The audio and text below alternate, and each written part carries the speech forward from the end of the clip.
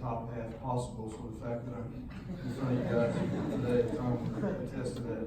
He was one of my TAs. So, you know, before I get started on my kind of opening remarks, I wanted to just pause for a minute. You know, about 3 weeks ago, we lost a patriarch in our industry, and particularly for those of us that are from Midland. I'm a third generation Midland guy. When Clayton Williams passed away, he was, you know, larger than life figure. He was certainly good for Midland. He was good for our industry. One that, you know, 100 years from now, you know, we're gonna need oil and gas. It's just too vital for our everyday way of life. And as your friends on campus try to understand what it is that you do, and you have to remind them that, you know, what we produce is utilized more than just an internal combustion engines. It's clothes we're wearing today. It's, you know, it just has a myriad of societal benefits, and really the greatest of our economy in the United States today was really spurred over the last 100 years by abundant, affordable oil and gas. We funded a couple of world wars with domestic production. So don't take a back seat to anybody about what it is that we do. We should be proud of that. And we're going to be needed for a very, very long period of time. So I'll turn it back over to Tom and we can kind of talk about some different things. But, you know, I'm trying to figure out different points of time. I'll say this is really important. There's probably a whole bunch of those things I'm going to say tonight. But when I do this, that means it's really important. So if I've lost you for a little bit, when I do that, come back to me. So I'll turn it over to Tom. Sure thing. Oh, Travis, you know, I had to prepare myself mentally because I was trying to think if the roles were switched. What I would say about 36 years ago, and you know, we got out, there were no jobs. And I think you remember going to Rudder Tower and interviewing, and you'd stand in line all day, and then they'd flip a coin, and we'd have to reverse. The line, yeah. And you know, you guys, you get to change classes. What's it called again? Online. You know, our online was, remember that railroad bridge? I was on the other side of that with a form to change classes that we had to go to the field house for. You know, we're not trying to tell you have it easier. You know, I'm sure life's really tough. You know, you got terrible strikers. And, you know, I tell you, the tell about what kind of life you've had is what happens when you see one of your old mentors. Now, I see Dr. Lee every day, and I owe my career to him. But Travis sees him, and he has, like, I thought you were going to fall to your knees. I think you pretty much covered B, C, and D as well, just to say that out loud. You started mobile. How the hell did you get a job at mobile? Right. Yeah. So I want to know who you brought. I only brought one prop tonight, guys. Look at this envelope. Okay, this envelope is from 1985, and you want mine? yeah, no kidding. I got them somewhere over there. You better give it back. I know I got some right here. So these are what we call flush letters. Oh, you got them all? I got them all, and I'm not going to read them all to you, but these are the days when they had a typewriter. I don't know if you know typewriters. They put a piece of paper and they rolled it up and actually type on there. And there wasn't cut and paste, and so each person that typed one of these letters, they had to find unique ways to tell you that you're really no good, but they didn't want you. And so here's every one of my flush letters. Okay, and to make matters worse, I was married and I was running out of money. And this was in 1985, and there was absolutely a brutal time to get out. And so these letters, here's one from Son, we're unable to extend further consideration for employment. Here's one from, you guys don't remember Son. Yeah, a lot of these companies are going. Here's one from Chevron. Your application has been reviewed, and unfortunately, we're unable to offer you a job. Here's one from Arco that says you have good qualifications. However, fill in the blanks. So this is the part Tom asked me how I got a job at Mobile, and so here I actually found all my mobile letters, which is crazy enough. So here's the mobile letters, October 31st, 1984. Now keep in mind, interviews at the time back in these days, there were really limited spots, and you had to have a certain GPA before you'd even get in, being able to interview. But here's a letter from Mobile that says, okay, you did okay on campus interview. You know, so I said, all right, well, we're pretty good there. Then I got another letter that says, regrettably, and this was in November, so this was October to November, that says, regrettably, we find we cannot offer you a position at this time. So it's just like all the other letters. Then in December, it says, we have your file under consideration for possible employment. However, at this time, we're not scheduling additional interviews. So this is all off of a 30-minute campus interview. So I'm trying to figure out how the heck this is going. So then I get this one that says, okay, we'll continue to hold your file for consideration. And so this was the only piece of encouragement I had out of all of these letters. And it wasn't encouragement, it just, we're not considering any further, but it was better than that regrettable language that, really really good. And so I called them up and I said, hey guys, I don't get it, campus interview okay, they got a letter that said, we call them biting letters, is another thing we call them. It says, campus interviewing okay, bite me, then, well, maybe not bite me, but then bite me again. And then, so I said, what? How's all that possible on a 30-minute interview? I said, can I come talk to somebody? So I got my pickup truck and I drove to Houston for the first time. And I was wearing never forget, a light brown kind of tweed suit, the suit, right? You had one suit. That was my suit. I got lost, so I was late, and the only place I could park my truck was up on the roof of the building at Greenway Plaza, for those of you that are in Houston. And it had been raining, one of those Houston rains, and it was the parking lot had 3 inches of water in it. And so I walked through that, and my suit was dark brown by the time I got to the elevator, right? And I went downstairs, literally sopping wet. I just said, hey guys, what's the deal? I said, I think I can be a good hand for you, but you gotta give me a chance. And so, that determination, that kind of going that extra step, getting in my truck, getting wet, getting lost, ultimately ended up with my singular job offer. So here's my singular job offer letter back in 1984, came in March. So from December to March is when I had that interlude. And I got a job offer. So by the grace of God, seriously, I got a job. I just want to tell you that because it's, that was kind of a unique set of circumstances for me, but it's not really where you start. You just got to start. There's a whole bunch of ships out in the harbor there. You just got to get on one of them because it's a strong likelihood in today's world that you're going to change jobs, as Tom so adroitly pointed out many times in my own career. So you just got to find a place to get a start. And it may not be the ideal job. It may not be exactly what you thought, but it's a start. And it's what you do with that opportunity that ultimately will differentiate you and lead you to the positions that you want to move to. So just keep in mind that not everybody has that glorious start. Certainly, Huckleberry here did not have that glorious start. I'm pleased to know that somebody else went to Houston in their car, didn't know where to go, got lost, did all this, had to go through security, had to do everything else. Unfortunately, my interview was at IBM. They were creating oil and gas division. I never told you this, John, but I interviewed all day, and the last guy I met was the most senior guy, and he goes, I can't tell you if we're going to give you a job or not, but you're the most confident person I've met in years. Is that right? I'm an asshole. I think it did. So then you left Mobile for Meridian, which I guess most people don't know, but I always called the Meridian guys the Saturday Night Fever boys. Coat and tie and vest, spit polished shoes, and you could hear the music when they would come to campus. They were it. If you could get a job interview with Meridian, you could hear the music, you could see your future. Yeah. So with that preamble, tell us about Meridian. When we interviewed on campus, we rolled in pretty hot. So, but no, seriously, what I didn't realize, and this is kind of one of those important things as well too, is my career at Mobile mostly was a field engineer. I spent the first 5 years with it, but there were a lot of folks at Mobile that had interchanges with me that left the company and went mostly to Meridian and subsequently became Burlington Resources. And I didn't realize it, but those exchanges, whether they're technical or social or otherwise, those had an influence on the people that had left. And so when they were gone, and I was still planning to work the rest of my career with Mobile, they reached out and said, hey, we remember that Travis guy, different aspects of him, but we think he might be a good fit. So they called me up and asked, and it turned out to be a very fortuitous move. It was a very difficult decision, truthfully. Now, the first 5 years of my career, Mobile Oil had 3 major layoffs.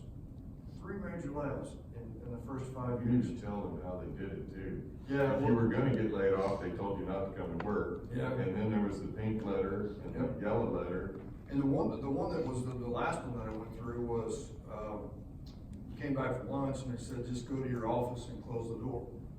And then so you sat in your office and the door closed, probably not a lot of work going on, you know, once the door closed. And you could hear them going up and down the hall and they just knocked on the door. And they said, here's your job, yes or no, we need to know now. And if it's a yes, well, here's your job and you pay. And if it's a no, you know, go down the hall and, you know, get a box. And so that was the last layoff, but those 3 layoffs were the first 5 years of my career. It was a pretty tough time as well too. So, you know, professionally, and you guys that may start a job, start a career shortly, you know, there may be reductions in workforce coming up, but I'll tell you again, from my experience, the mistake I made early on was that first layoff, you know, I got wrapped up in the communication of, okay, well, it's this Friday, well, it's not this Friday, it's gonna be, you know, gonna be on Monday, and so-and-so's gone, so-and-so's, he knows that person, he's good. I'm gonna tell you, stay out of all that.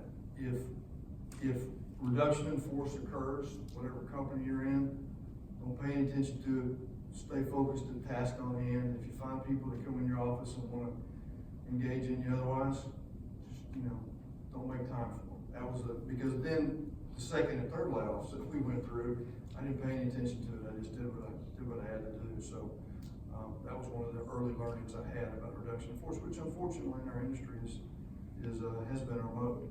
Now, I don't have a lot of experience, but I have been fired twice, both times for insubordination. But what I understand is that I've never seen a person, the busiest person in the room or the busiest person in the building laid off. You know, I've seen them get frustrated and leave, or, you know, other things, maybe get fired for insubordination. So then you went to Burlington, which is what Meridian became, and that was worse than Meridian, guys. They went from Saturday Night Fever to something even more dramatic. They don't even know what I'm talking about, but you know, it was like the Oscars. They had the red carpet, everything else. So this was your first managerial level position. I can't wait to hear about this. You must have been all of what, 26, 27? Yeah, it was my first true leadership opportunity. That's my first person you fired. So just tell us about your climb up the ladder, your keys to success, and you know, was there a moment or a person that made a difference? Sure. Roll all that into the experience. Sure. So I did get tapped on the shoulder unexpectedly to say, hey, we need you to go be a supervisor manager in Farmington, New Mexico. So I was working in Houston at the time. I didn't even know where Farmington was, but that was the day they said your paycheck's there on Monday, you gotta go. So it turned out to be a really good thing, but I made some early mistakes, truthfully. You know, there were 4 of us that got promoted to managers on that same day. One of them was Brent Smollett, who's now at Noble, a good friend of ours, still a good friend of mine, and 3 other guys. So there's 4 of us that got promoted into that. I think they were called regional engineers or whatever, but the first time managers. And we were all, Brent was in Houston, one was in Calgary, and another one was in our second Houston office. And so 1 year later, all of the 3 of the 4 got promoted to the next level, right? And being mildly competitive, I was the 4th that did not get promoted. And so immediately I started spinning and vibrating, and you know, and then one of the guys came into my office, one of the senior managers came into the office and said, what are you so upset about? And I said, well, I think I should have been promoted like the rest of those guys. We all had the same time and grade, so to speak, and I felt like I was justified in moving up at the same time they did. And this is where the learning came from right now. And through the course of that conversation with that individual, you know, he said, well, why do you think you needed to be promoted? And I told him about, well, I did this, you know, and I led the group in this direction, and, you know, I supported the division outside and other functions, and, you know, I really think I got a lot accomplished relative to what those other guys do. And he paused a minute and said, think about what you were just talking about. You're talking about what you got done. And that's when a pretty significant revelation came to me, is that when you move up into management, whatever levels of management or leadership that you move into, it ceases to become about you, but rather it becomes more about what you get accomplished through other people. And it kind of knocked me down when I realized that, hey, it's not about me anymore. It's about being effective at driving greater outcomes through a collection of other people. And that's where I started to develop the leadership skills of being really other person focused and really trying to be more of a servant leader so that others would willingly follow you, which is kind of the most basic definition of a leader. And that really was the beginning of what I felt like was a leadership journey that's got me to where I am today. And it's to cease being focused on yourself and more focused on what you can help other people accomplish. And it doesn't stop even today at Diamondback. You know, it's not about me at Diamondback. Yeah, I have this front-facing role that I have to engage in, but it's really what I can accomplish through the people that I work with on a day-to-day basis. And so that happened in 1994, and today it's just as important to me as it was then when I made the revelation. So that's one of those kind of these moments, guys. It's about accomplishing results to others, and it really matters more in the world that you guys are going to move into, because almost immediately, you know, your individual contributions are going to be measured in a group setting, in a collaborative setting. That's why y'all do so many, you know, team and group events at college, because that's what the real world is about. It's collaboration. And Tom asked me what some of the keys to success were, and I'm going to tell you that there are three things. And just about anything I describe to people always comes in three, because that's really about all I can remember is three things. But it starts with doing the right thing. And that sounds simple enough, right? Do the right thing. We all know what the right thing is. Sometimes we may choose not to do it, but that's a dangerous road to go down. So hold yourself to a really high standard to doing the right thing. The next kind of key to success was, you know, do your best. You know, your employer, he demands your best. You know, he or she demands your best, and what you do is worthy of your best. And again, that's not an externally defined attribute. That's internal. You know what your best is. Do your best. If you're supporting a family, they deserve your best. You know, so do the right thing. Do your best. And the third one is, it's just treat other people like you want to be treated. Life is too short and our industry is too narrow. I mean, here's somebody that I went to school with 35 years ago. We're on the same stage together. The world collides really quickly. You can't afford not to treat people the way that you want to be treated. So that's really important. Diamondback, we talk about playing in the sandbox well with others. Remember, kids, you know, you got to play nice in the sandbox. And Mom used to always tell you, you got to play nice. You got to play nice with other people, and it's really, really important. So, and I want to circle all the way back to doing the right thing. You know, early in your career, sometimes the pressure to take your integrity down like 0.5%. You know, I'm going to maintain integrity 99.5% of the time. Well, then you took justify yourself. Well, that's okay, because 99.5%, that's pretty good. If I took a test and, well, I never took a test and made 99.5, but if you took a test and made 99.5 on it, you feel pretty good about it. Integrity is not that way. Integrity is either 100% or zero. So early in your career, if you're trying to advance and you want to grab that golden ring, you know, don't succumb to that 0.5%, because it's awful, awful hard to turn back, you know. And I'll tell you, in my experience, you know, I went to school and I surrounded myself in my different careers with really, really smart people, and all the great failures that I have witnessed have never been failures of ability. Have not been failures of intellect. They've been failures of character. And character flaws start when you give up that 0.5% on integrity. So when it comes to doing the right thing, do the right thing. And maintain integrity 100% of the time. Life's hard enough as it is. It'll be a lot easier if you just maintain 100% integrity. I hate to quote Bob Wayne, because I'm sure you remember those days so well. John's smiling, Bob Whiting had a quote that was something on the order of character flaws don't heal. He didn't say it quite like that. He had, a little bit more he had color. different words Yeah, for a little bit more it, color. but he reminded us that people do not change. It was really important. And that was that if you choose to be a victim in those circumstances, you'll always be a victim.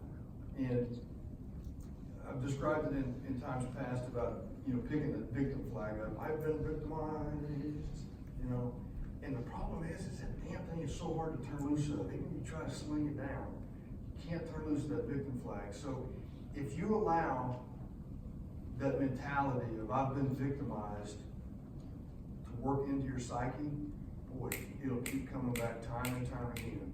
So don't pick up that victim flag. Leave it laying on the ground and step on it if you can, but don't pick it up, no matter what happens to you. If you need to change jobs, change careers, or whatever, do it, but don't pick that victim flag up, because I've seen so many incredibly bright and talented individuals, have their whole career submarine because all of a sudden, everything they look at has an angle of, I'm being victimized. So, very important lesson there as well, too. No, you did great. We also had another executive series person mention that don't worry about other people taking advantage of you, taking credit for your work and all that. We've all had that happen. But that eventually catches up with it, and there's nothing else you can say, but it eventually catches up with it. Next, we're gonna talk about all your job hopping.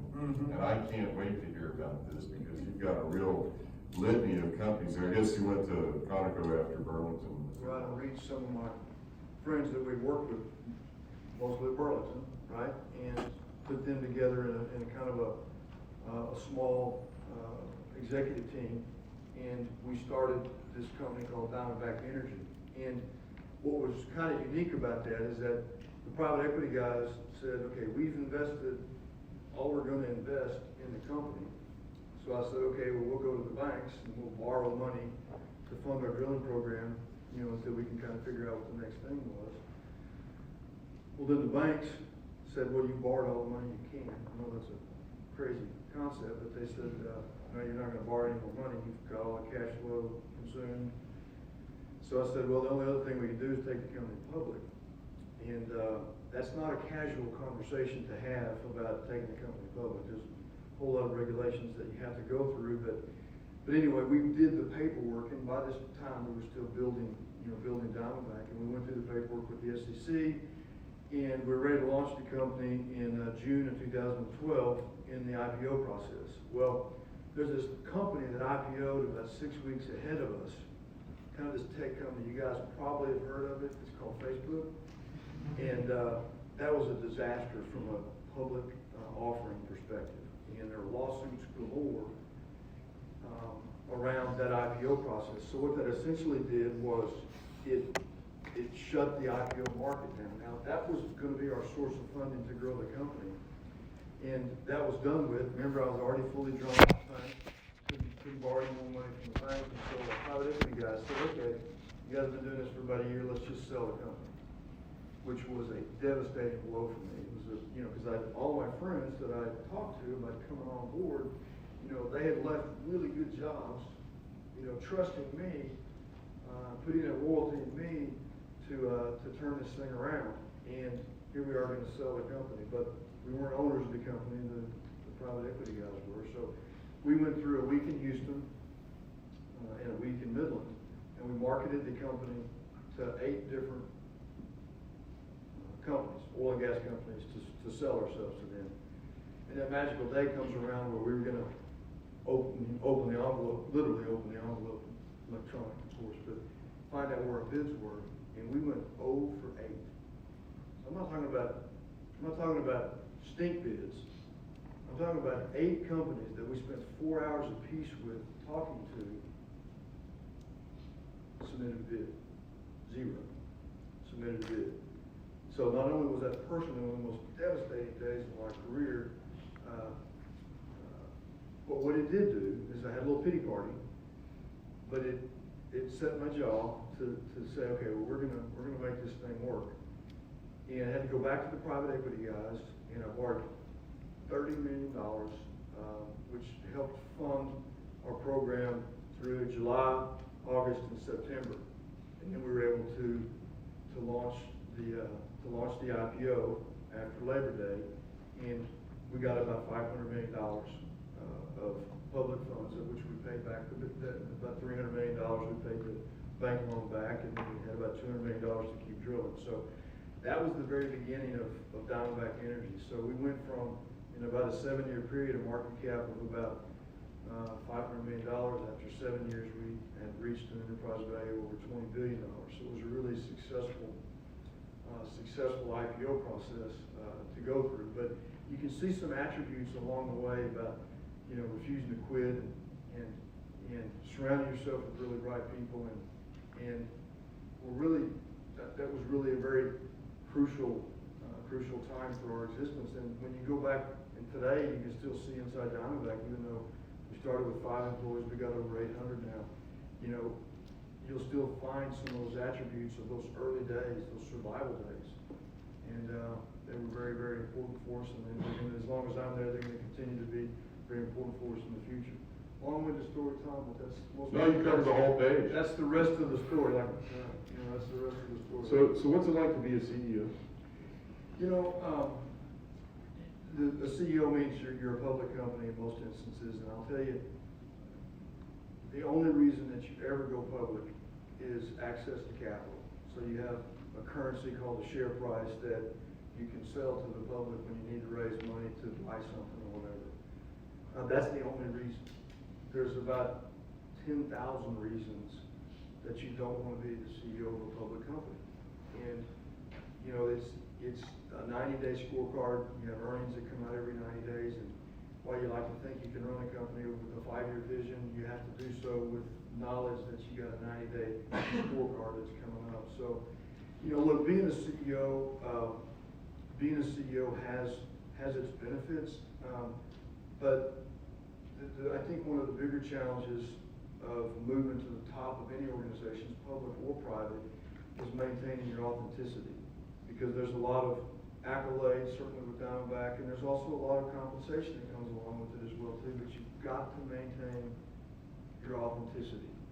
I see too many of my friends that move up into the CEO levels that become something that they never were. And you have to, that authenticity has to resonate through your personal and your professional life. So, what you see is what you get with Travis, and I work at it really, really hard to do so. And I think what they'd like to know, and you and I had a conversation a couple of years ago when you hired somebody that I recommended, and I think he worked out okay. Don't tell me he didn't, but he seems pretty happy. good. You said you could talk about Diamondback all day and all night, and is there something else you could talk about? But let's talk about how somebody in this room might see an opportunity and want to do the same thing you did. Is it right place, right time, right opportunity, or it's hard for them to understand that the Permian Basin's been active for 80 years, and yet now it's bigger than it ever was, possibly than it ever will be. It's on par with any major producing basin in the world. Did you see that, or did you just have the one-mindedness of I'm not going to get sold to somebody, or I'm not going to end up at the end of the bar at the country club going, I could have been a contender or something, Yeah, certainly I don't think anybody would, if they're being honest with themselves, if they go back 5 to 6 years ago, would have said the Permian Basin would be doing 5 million barrels of oil a day, 5.5 million barrels of oil a day. Give you a little fun fact. You guys are all decline curve analysis gurus, I know. But in 1972, the Permian Basin peaked in production at 2.2 million barrels a day. For 35 consecutive years, most of our collective careers, for 35 consecutive years, production declined in the Permian year over year until 2008. In 2008, the Permian Basin was doing about 750,000 barrels a day. 2008. If you would have followed that trend line from 1972 to 2008, to today, the Permian Basin will be doing around 500,000 barrels a day. Instead, we're doing 10 times that. That is a generational gift that is on par with, is not any significant event that we can look at in the last 100 years. You know, not only has it allowed us to be, energy independent, it's allowed us geopolitically to do things that we never thought we could do. So, I wanted to go back and talk a little bit about what happened in the Permian, with particularly Diamondback, and again, it goes back to some of the attributes about courage that, Tom's talking about what it may take. Well, here's another example of courage. Right after that IPO, we looked at our inventory and we said, we're a little nervous about whether or not these vertical wells are really going to generate the curves that we had promised our investors. And we decided with the data point of 2 wells, we drilled 2 wells 18 miles apart that are horizontal. Armed with those 2 wells, we completely changed our development scenario. Started laying down vertical wells and started drilling horizontal. That's where anybody was doing it. Now, they were doing it in Southeast Permian Basin because the vertical wells didn't work. What was unique about our story is that we went into a portion of the Permian Basin where vertical wells work. All the old timers are saying, what in the heck are you doing? You're going to drill, spend 3 times the amount of money, and and drill these horizontal wells, and you already got these vertical wells out there. You don't know what you're doing. But with courage, again, we laid down all of our vertical drilling rigs and started drilling horizontal. And this was in 2012 and 13 before anybody was even doing that, and it turned out pretty well for us. I was trying to think, the first in people in this last, I guess we call it round, the Petrohawks, the Excos, the Goodriches, all those guys, they don't exist. Mm-hmm. And I mean, I'm sure you take off your shoes and count on your fingers and toes how many, but why do Diamondback? I mean, you can't just claim divine providence. No. You've got to say something to these guys that you believed in what you were doing. You knew that you had a proven asset, and it was really a matter of aligning people and process. Yep. And, So it starts, this is one of those important things, guys. It starts with the rock. If you get good rock, that's 80% of the problem. So all of the skill sets that you come up with and surround yourself with people, you've got to identify the good rock. In the early days, as we were rebuilding our inventory, we said you got to buy the tenderloin. Flank steak was available, but you got to pay up for the tenderloin, because that's where the really good stuff is. So most of the game is about 80% identifying where the good rock is, and then 20% management executing on that. But once you kind of have that recipe, then you really got to have really, really good execution. Okay, and in our business, execution means, say it simple, it's just converting rock into cash flow. The second thing is you got to have really low cost operations, and that is vitally important, because in a commodity-based business, the lowest cost guy wins. by the way, I heard that last month in Saudi Arabia. Oh, did you? Yeah. So I guess we'll tell them that too. Yeah, we'll tell them that. And then the third thing is that you got to be really transparent, right? So, I talked about that IPO process going through, and one of the things I realized early on was that you can't tell everybody everything that you think they want to hear. You have to say what it is that you believe in and is the truth. And if they try to take you down a road to get you to tell something different, you can't do that. I also found that the easiest way to remember what you told somebody, tell the damn truth, because then you can remember it. If it's the truth, you don't have to worry about it. So that was a very, very important lesson early on, because a lot of companies morphed in their stories and all of that, but Diamondback, we just out-executed, produced the barrel at a lower cost and a higher margin, and then as best we could within the rules of financial disclosure, we told everybody what we were doing.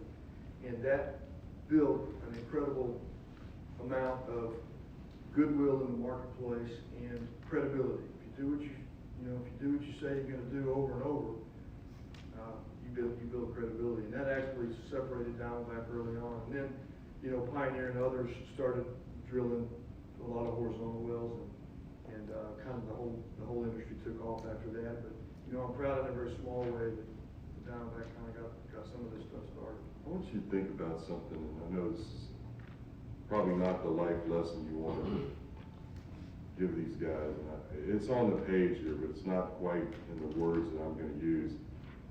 You know, I've got a friend of mine who runs a vodka company, not nearly the size of yours, but he and I were commenting on something, and he said, I've never in my career seen money hate our industry so much.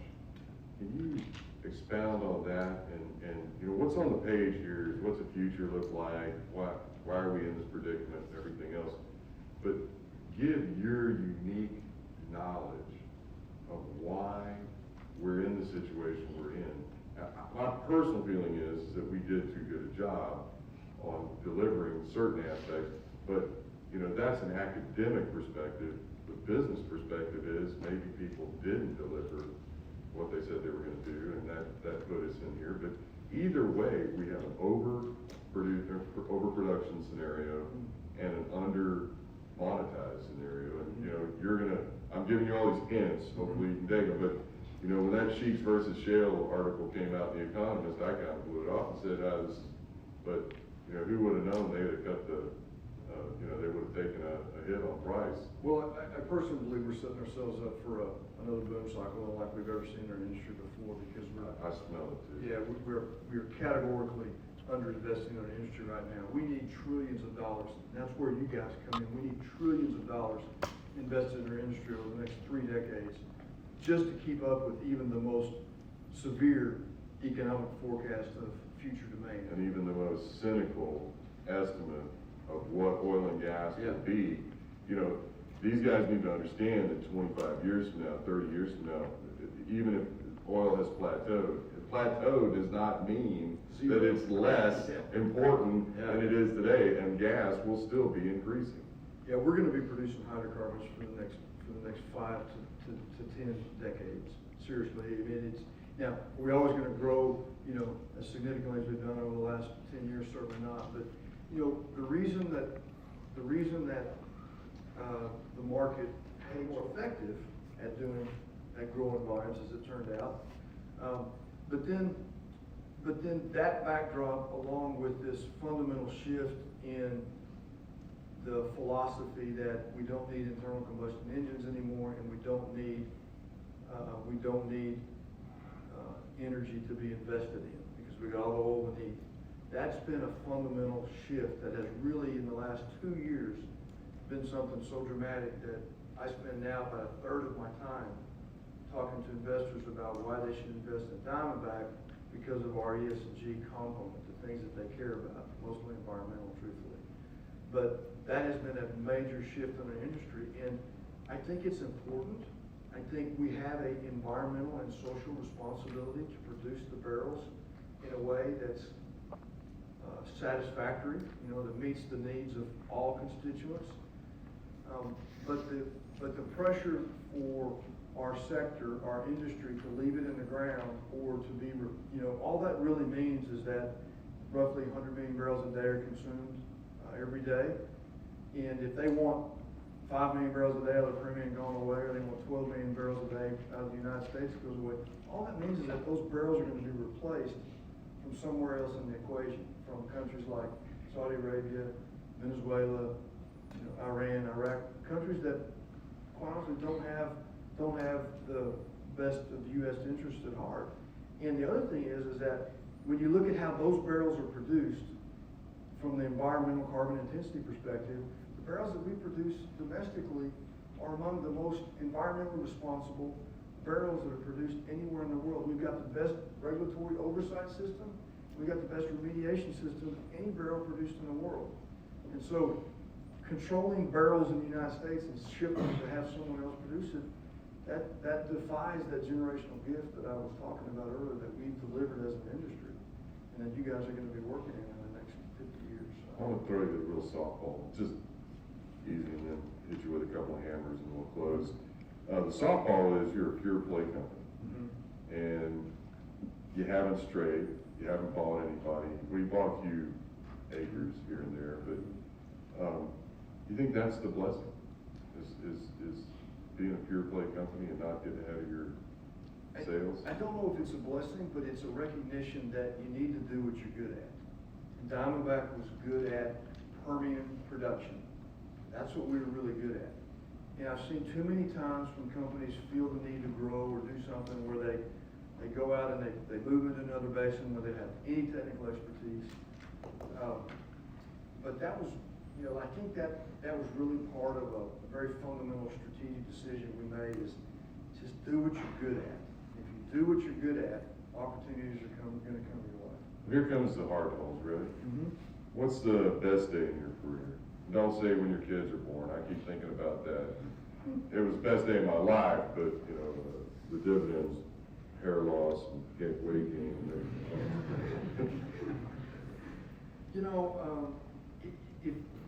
It's difficult to point out one single event, but I do think that, when I put, and I was using the word I again, when we came together as Diamondback, and I got some of my really good friends that were at the very top of their game, and I convinced them to come together and form Diamondback Energy. We met one night, there were 12 of us, that was the very beginning. We had one night at Petroleum Club there in Midland for dinner, and I told them, I said, guys, there's really three kind of stages of our development. And I said, the first is survival. The second is survival to success was the second one. And then from success to significance. And I said, that's my long-term vision for where we're going to take this thing. And we weren't even a publicly traded company yet. And about 2.5 years after that original talk, we had gone public, and we had gone from a couple $100 million worth of private equity capital up to $1 billion. And I felt like, okay, now, and that's when our horizontal wells were really working, and we had a lot of momentum behind us. And we had another event where we celebrated what I called, and you guys don't know what really success feels like, but that dinner that night felt like a successful night. And I tell you, Paul Molnar, one of the guys, he's a geoscientist that I work with, a good friend of mine, we were regaling the comments of the 3 S's, Stice's 3 S's, and Paul said, I know it was survival to success to significance, but what it really meant for us was Stice's sweatshop. So it was a different, but that was a pretty big night, actually, when I knew we weren't going under. Yeah, we had some open. Well, you already told us your worst, so I'll leave that out. Okay, great. And I don't want to, these guys won't understand this because they're not parents, but I know you have family challenges. We all do. I think I would like you to tell them about how family is central in your life and how that part of your life really is your sword and shield. Yeah. I'd like, if you don't mind, taking a couple minutes to tell. Sure. I was thinking about this talk, and I was in your. It seemed like it was just yesterday. I was in y'all's chairs, scared to death about trying to find a job. Even summer jobs were tough, and I was talking to everybody I could, and so I'm very sympathetic to the situation you guys are in right now. But there's another decision that most of you will face in the next 5 to 10 years that I think is even more significant than anything you're facing right now. And that's how you're going to choose someone to spend the rest of your life with. And I don't mean that from a parenting point of view. I'm not your parent, but I do mean it's a very critical decision that you have to make, and it's a decision that unfortunately in our society right now, about half of marriages fail right now. So that's not because the initial choice was bad. It's because the decision to not work on something that's as important as who you choose to spend your rest of your life with is. And so, kind of my thought, and as I was trying to put that into modern terms, was most of you guys, probably half of you guys, are National Merit Scholars, and certainly all of you are close to 4.0 graduates in high school. And my guess is when you came into the freshman year at Texas A&M, you repeated a lot of the classes you already had in high school, and you were smoking through certainly your first half there. Unlike you and me. I said, what is calculus? They know what calculus was. When you tear up in your grades and go, I get to stay. Yeah. So y'all smoked through your freshman year. There's a lot of analogies there too, and then so the sophomore year things get a little wicked, you're taking off new subject material, and sophomore year got a lot harder, and then your junior year probably even harder yet. Senior year maybe you kind of got to figure it out a little bit, but there's a lot of analogies there to who you choose to spend your life with, because the early years are pretty easy, because you might have dated that person for a while, and life's blemishes haven't gotten on you yet, but you just got to commit. And so there's 2 words that kind of I want you to remember about whatever that path takes you down when you choose a life partner, is that you gotta be all in, 2 words. Sometimes in West Texas we make 1 word of that, I'm making it 2 words right now, all in. But you gotta be all in, you gotta be willing to commit to it, because it's through that marriage that ultimately you build something that's greater than your career, and that's building a family. And whether God graces you enough with children, that is a very important part of my personal life, is seeing a family be successful, seeing your children be successful. I take as much joy out of that as anything. And life is not easy, and you got to find someone that's equally yoked with you to kind of go through the challenges, because some of you may have already had life challenges even in your early 20s, but I promise you, life has a way of knocking you down, you know. And if you don't have a support network around you that's outside of work, life can be a lot harder. So I encourage you to think carefully about those choices, and the 2 words, be all in. If you make the choice to get married to someone, you know, be all in. And then there's one other thing that's just for me, right? Just me personally. I'm not trying to get too much on my soapbox, but you know, my family is incredibly important to me, but my faith is also spectacularly important, because life has thrown challenges at me. Getting fired, you know, having children that are not neuronormal is kind of a new word. I have a child with special needs, severe and profound. If you don't have, you know, something, if you don't recognize that there's a greater power at work, it can make life a lot harder. You know, you got to be equally yoked. You got to recognize, and then it's really not about you, right? It's about what you can make a difference with other people in this world. And so, those are all pretty deep thoughts to finish on, but you know, I'll circle back around and say, look, guys, you are the best and brightest generation of engineers that has been produced. And I say that because every generation is better than the one prior to it. The more tools you have, the greater academic prowess you have, you will make a difference in this world. You just have to figure out how to get started, maintain some of those keys to success that help for me, maintain those, and don't get discouraged. If you do have a pity party, find your best and closest confidant and have that pity party with them. Not everybody, just one person to have a pity party with, and then get up and get back after it. Easy to say, difficult to do when you're in your shoes, but I promise you, being bright, articulate, hardworking. You know, Tom told me, took my daughter, I'm trying to get my daughter to school here today, and she's a National Merit Scholarship, or National Merit Scholar, and unfortunately I failed at that, and she went to our secondary school there in Austin. And Tom, I called Tom and I said, Tom, you gotta help me. She's gonna go to Austin.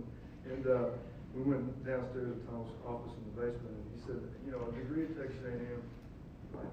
Yeah. And he said a degree from Texas A&M, engineering degree from Texas A&M shows 2 things.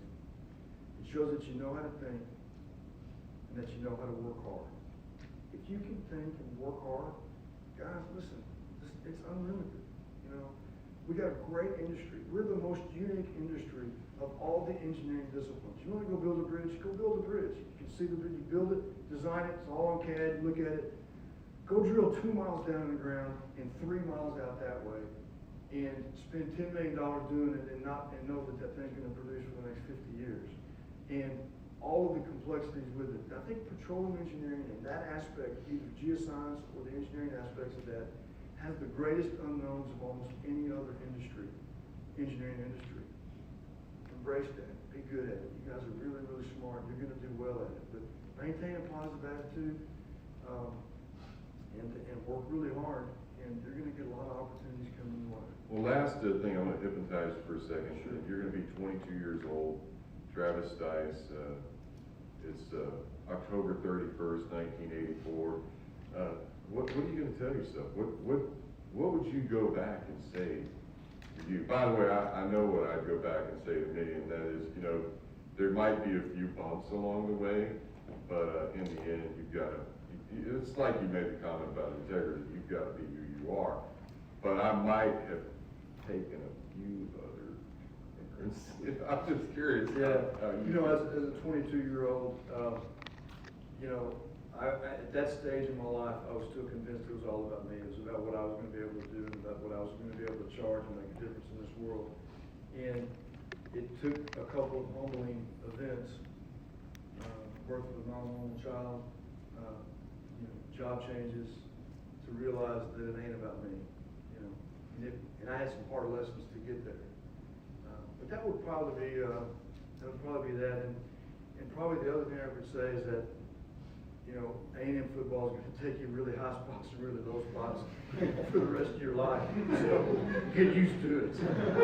I gave a speech yesterday where I said that playing not to lose is the mantra of Texas A&M football for the last 40 years. But we'll see what $10 million a year does. I think you're going to stay around a little while. Yeah, sure. And I think it's 8 o'clock now, so maybe half an hour. Sure, whatever. Rest- Listen, rest guys, a little anything bit. I can help you with, you know. There's plenty of food in the back. Plenty of and food, a few drinks, so why don't we do that? You don't want a have good question and answer from me? Did you want to do Q&A? Yeah. Okay, well, why don't we take a few? Let me do this, either stand up, I'm gonna give you my mic, and you guys can pass it around. I know Gus, you don't want it, but I'm gonna give it to you anyway. Gus is from Brazil. I met Gus earlier. And Gus is a former Schlumberger manager. You have to hold it there. Sorry, I'm thinking what you should have been. Okay, Mr. Stice. Travis, please. Okay, Travis, it was very good to have you here. And my question is, I checked the figures from Diamondback, and I realized that for the last months, you have reduced your costs per foot when drilling to have increased production.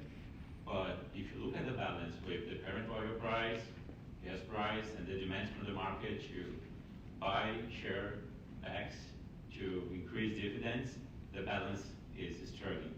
So how can, technologically speaking, the minds of A&M help you and your company to even do it better than you're doing today? Well, look, there's a lot of that question. You know, at the end of the day, we're on a business model, take rock, convert it into cash flow, be very good at all of it. That's where bright lines come into place. That's where new technology allows changes in your cost curve to evolve. You know, when we first started drilling horizontal wells, you know, we were drilling about 1,000 feet a day, and today we're drilling in some instances 3,000 and 4,000 feet a day. That's the advances of new technology. We just recently drilled the Schlumberger tool. No, I'm sorry, the Halliburton tool, the iCruise tool. Sorry for the Schlumberger reference there, but we drilled a 3-mile lateral, surface and a 3-mile lateral. So 2 miles down, 3 miles out. We drilled it in 13 days with 1 bit trip from the curve, building the curve. You know, when we were drilling, when we first started with vertical wells, you know, in 2011, it was taking us 22 days to drill vertically down to 20,000 feet, 18,000 feet. And so that's what technology can do. You know, balance sheets in a commodity-based business get stressed in lower commodity prices. And your best defense is to don't borrow money. And that's what Diamondback has done. We've always kept a really low leverage, so our balance sheet is actually really, really strong. So we're set up to withstand low commodity prices for longer. Next.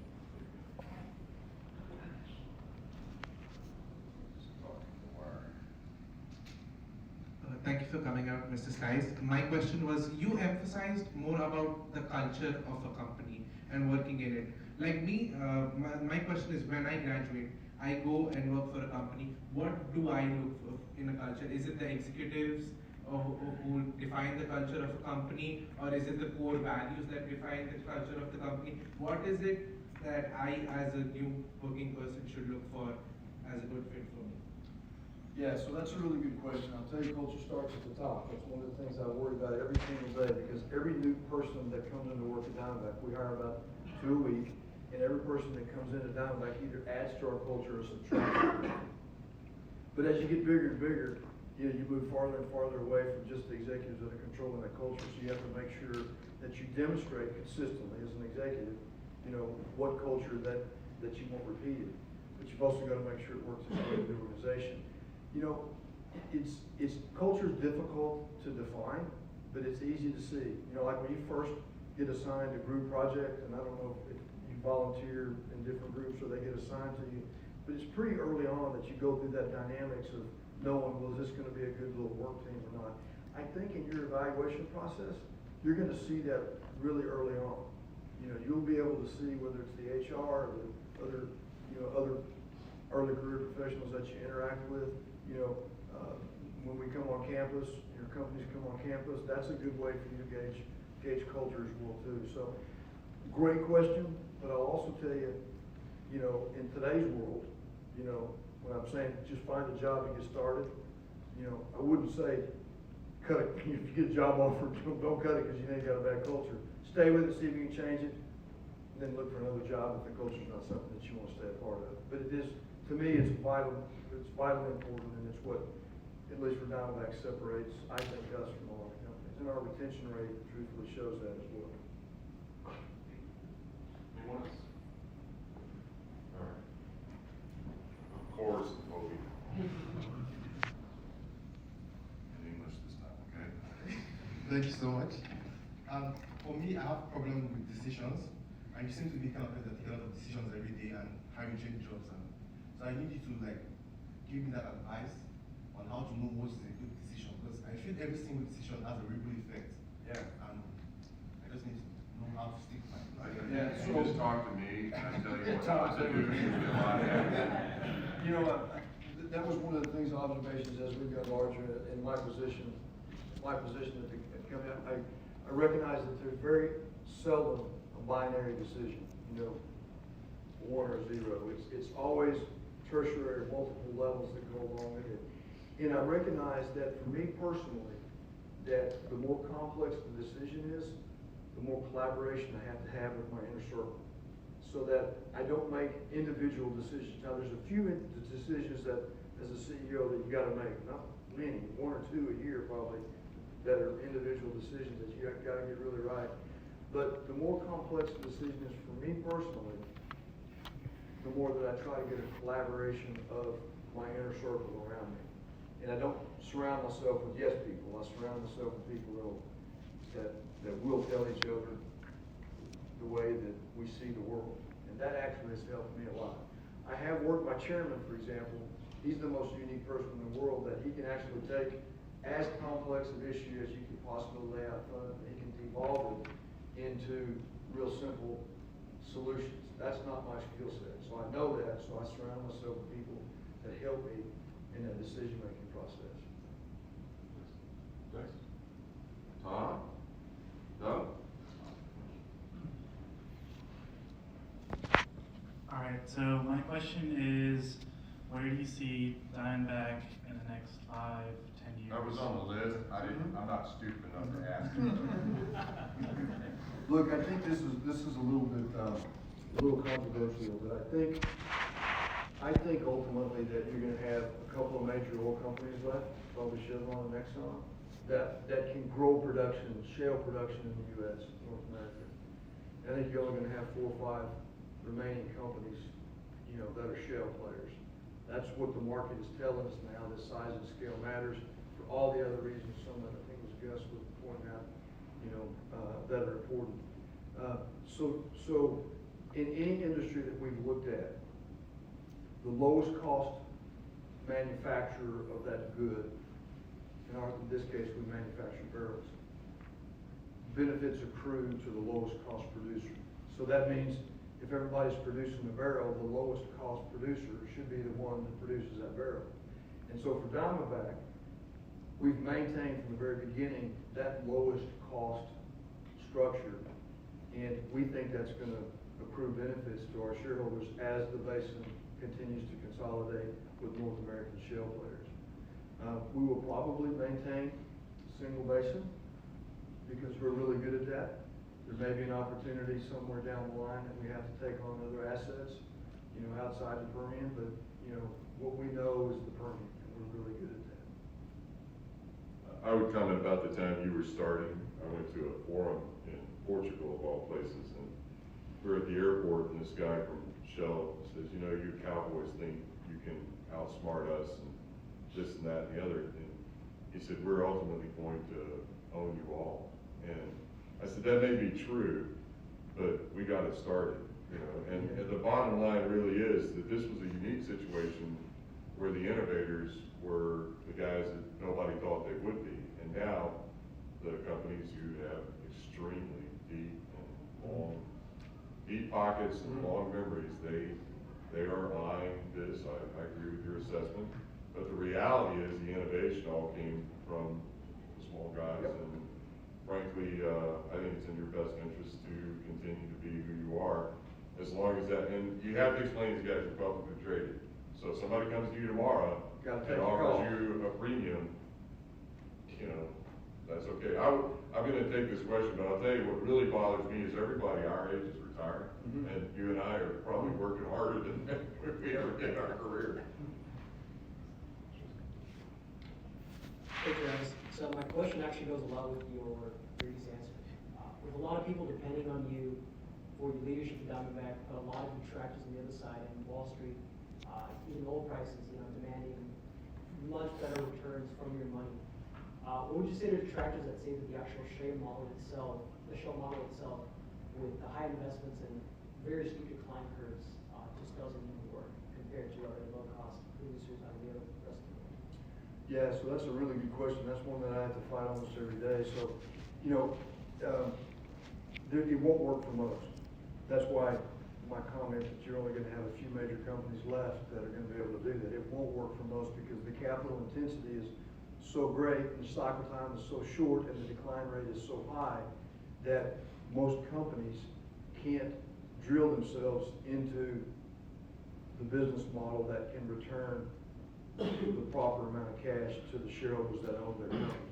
That's why a lot of those companies are probably not gonna exist in the next 2 to 5 years. But there will be a place for companies that can address, still grow, now maybe not unbridled growth, but can still grow, can pay a dividend that's consistent with kind of what the S&P yield is, around 2 to 3%, can buy shares back when oil price is low, not high, and still be able to turn that rock into cash flow very efficiently like we're talking about. And that's the answer I'm giving my investors. And a lot of cynicism out there. Look, because we've earned that cynicism. Right? We've destroyed capital for the last decade.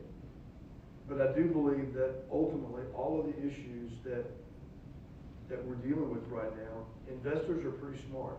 They want to make money and they own the company.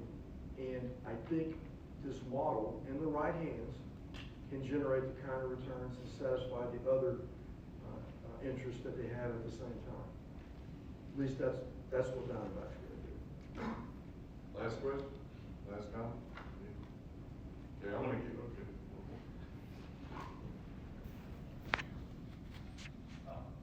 Thank you for coming, first of all. Sure. My question was, so I, as well as my friend here, would like to be CEO someday. So we look up to you a lot.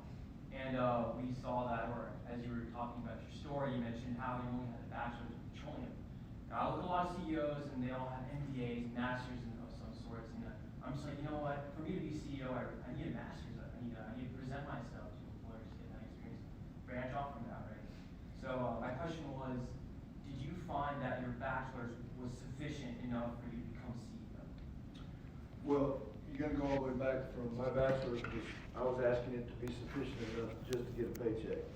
So I certainly wasn't thinking about, whether the bachelor's degree was gonna take me to a CEO or not. I was just hoping to move out of my trailer over there by the police station. I think it's gone now, by the way, but the trailer park's still out there. So your question's a good one, right? Because I would never discourage anyone for continuing their education. Certainly in a situation before you're married, before you have kids, you're gonna be better off pursuing advanced degrees, whether they're finance related or engineering related, than you are, hanging out at Buffalo Wild Wings, right? Not that there's anything wrong with Buffalo Wild Wings, but But you're gonna be better off expanding your career rather than, you know. Now, do you need to have those to be a CEO? No. Could they be helpful? Yeah. I'm not a CEO that moves into a technical team with guys like you around the table and, you know, opines, you know, about technical merits of the decision that we're faced with from it. That is, well, it wasn't that strong to begin with, but I certainly pushed that responsibility off to the people in that room. The financial stuff, I know there's a finance major, I met somebody in here that was a finance, okay, yeah. The finance side of the business is something that I was able to learn on the job. And it was finance specific for what I needed in an oil and gas company and what I needed to be financially savvy to be a CEO and at least talk in that lingo. But I didn't need a financial degree to do that.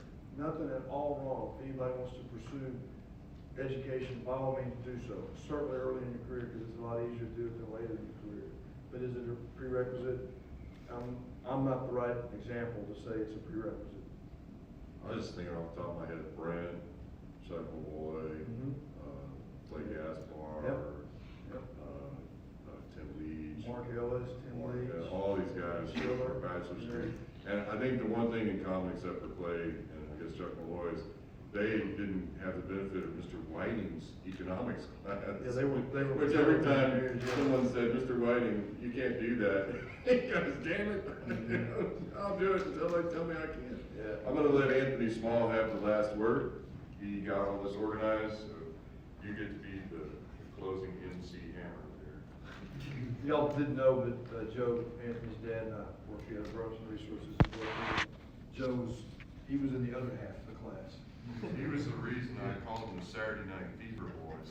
Yeah, and he had the, remember he still the calculator? The sharp ride the calculator. wave or drown. Right the way we were all HP guys, right? And Joe was selling. He made his way through school selling calculators. Sharp I can't say calculator. that in front of his son. Yeah. Well, I think I can speak for everyone here today in saying we all derived a lot of value from this conversation, especially with the questions at the end. A lot of really good questions. So with that, I'd like to present two gifts to Mr. Stice. Thank you so much for coming today, A&M today and sharing your experience and knowledge with us.